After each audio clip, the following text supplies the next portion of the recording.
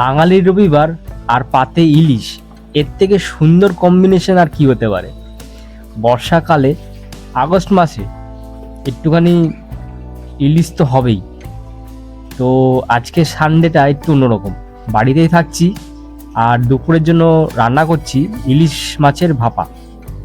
তো মাছ কেটে মশলা মাখিয়ে ভাপে বসানো থেকে শুরু করে প্রথম থেকে শেষ পর্যন্ত ভিডিওটা পুরো দেখবে।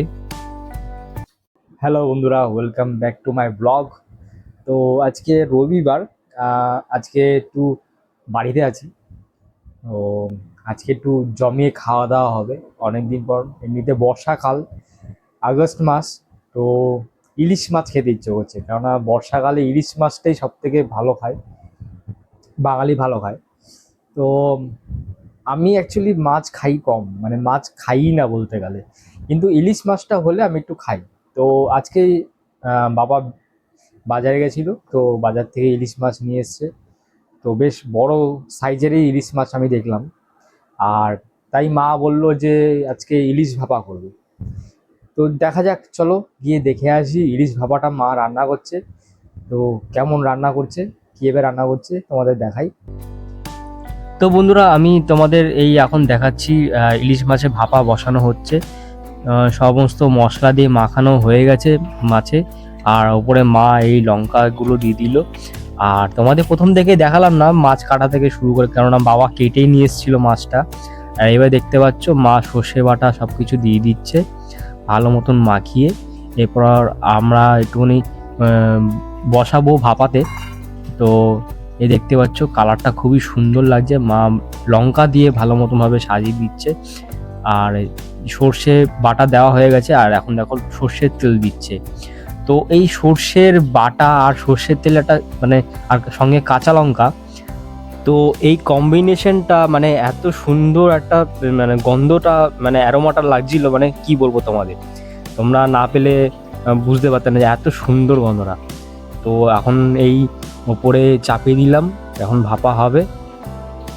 ভাপা হওয়ার শেষে তোমাদের দেখাবো কেমন লাগছে। এই দেখো এখন পুরো কমপ্লিট, ভাপা কমপ্লিট হয়ে গেছে। আমি এখন ঢাকনাটা তুলবো, দেখো এই দেখো পুরো একদম মানে আমাদের ইলিশ ভাপা একেবারে কমপ্লিট হয়ে গেছে।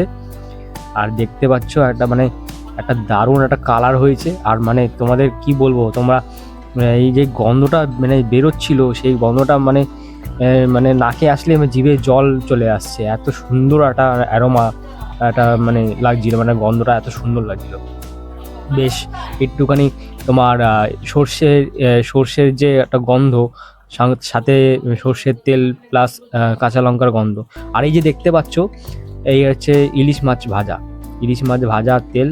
তো এখন ভাত চলে এসছে দেখতে পাচ্ছ, ভাতের সাথে এখন ইলিশ মাছের ভাজা আর তেল দিয়ে কাঁচা লঙ্কা দিয়ে একটু খাবো, আর সাথে খাবো ইলিশ মাছের ভাপা।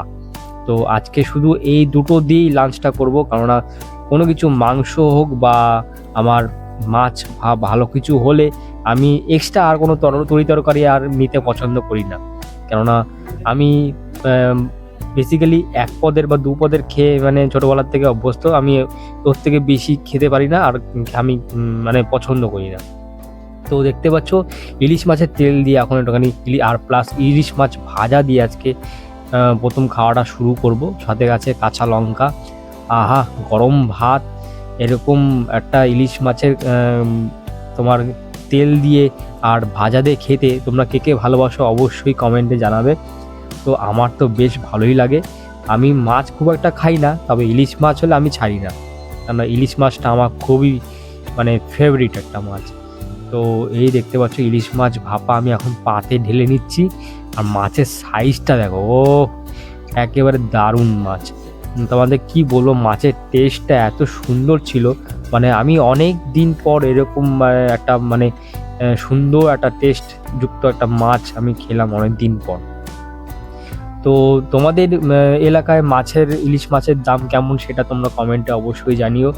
তো আমি ঠিক বলতে পারবো না, বাবা নিয়ে এসেছিলো বাজার থেকে, কত দাম নিয়েছে সেটা আমি জানি না। বেশ দেখে মনে হচ্ছিলো বেশ ভালোই, একটুখানি ভালো দেখেই মাছটা নিয়ে এসেছিলো। আর মাছের সাইজটাও সেরকম বড়ই ছিল, বেশ খেয়ে মানে আমার না মানে ইলিশ মাছ একটু বড় সাইজ না হলে আমি খেতে ভালো লাগে না, কেন কি জানি, তোমাদের জানি না তোমরা কেমন পছন্দ করো ইলিশ মাছের সাইজগুলো, কিন্তু আমার একটু বড় মাছই পছন্দ। একটু বড় মাছ হলে বেশ পিসটা বড় যদি হয় তাহলে আমার সেটাই খেয়ে আমার ভালো লাগে। তো দেখো ভাতটা আমি মেখে নিচ্ছি, মেখে নিয়ে এখন বসে পড়েছি একেবারে খেতে। এখন কোনো কথা হবে না, একবারে মাছ একদম বেছে খাবো। তো ইলিশ মাছে কাটার জন্য একটু বিরক্ত লাগে, মাঝে মাঝে গলায় ফেসে যায়, তবুও মানে মাছের স্বাদটা মানে কি বলবো, একেবারে অসাধারণ ছিল। মানে এরকম ইলিশ মাছ আমি অনেক দিন পর আমি খেয়েছি। তো আর কোনো বেশি কথা বলবো না, এখন জমিয়ে খেয়েই নিই, তাই জন্য আমি তোমাদের খাওয়াটা দেখাচ্ছি।